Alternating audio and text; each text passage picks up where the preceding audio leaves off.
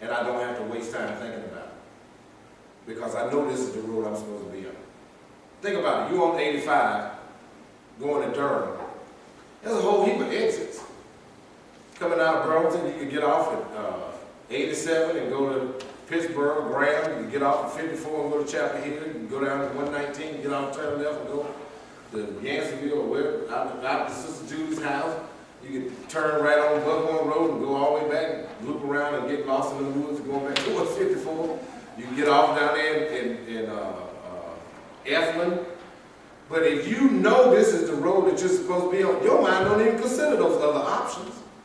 Because those roads are not going to get you where you need to go. It's like when you know exactly where you're going, you don't need directions. But when you got directions and you're on the highway, you're looking at every exit because you're concerned as to whether or not you're going to pass it. Absolutely, that's a good analogy.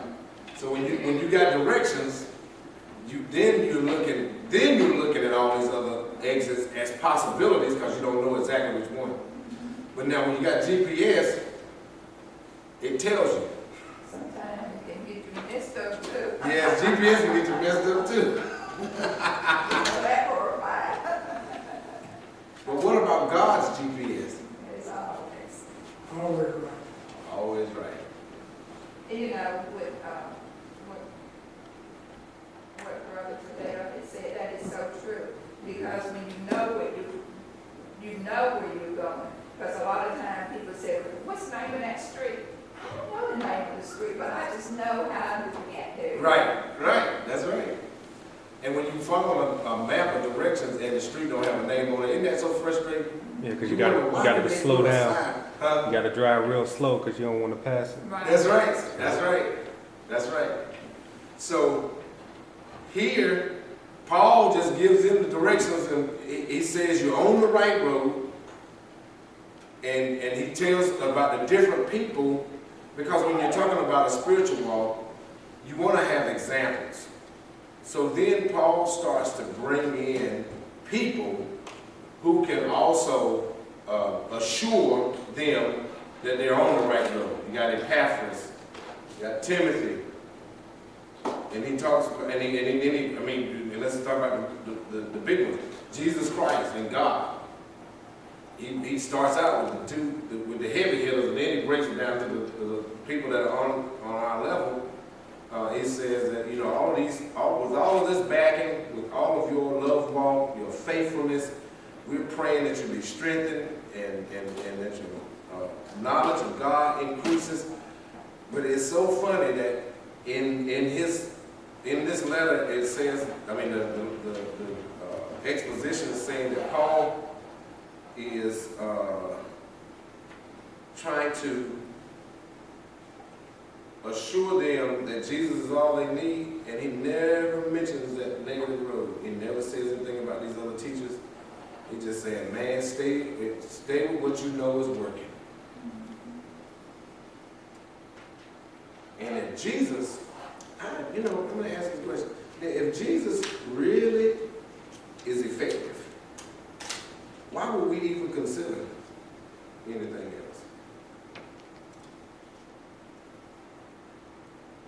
If Jesus is working for us, if that relationship is working for us, and we are being fruitful, why would we even consider something else?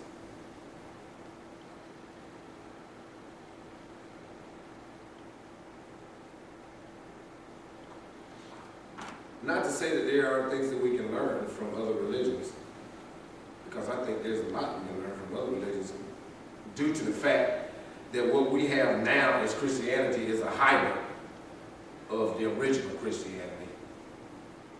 We have a watered down version right now. The original was much more potent, and it was much more effective. What we got now is highfalutin theology to a big degree. People that have a heart for God, God reveals the true essence of the word to them, which is really what happened back then. But their practices were so much more defined. Not to say that it was perfect. It was perfect for that time. And I'll step back. What we have now is perfect for our time. But it's not I think we're at a turning point where God is saying, okay, I'm going to glean the best from all of the religions and show y'all who I am. Because there are some practices that they have in the Middle Eastern religions that we don't practice. Meditation, yoga, you know.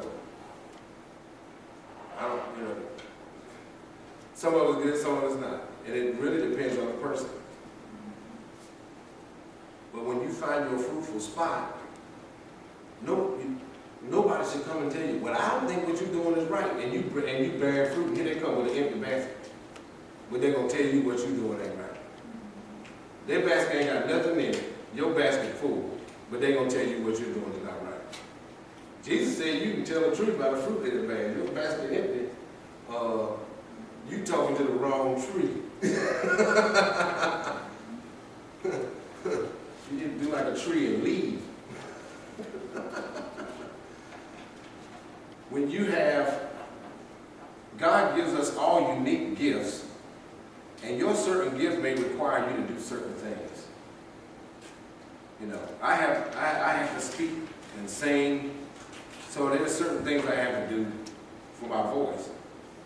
Everybody doesn't have to do that. You know, if I were, different capacities in the church require different things, and I'm just going to expand it to the church of life.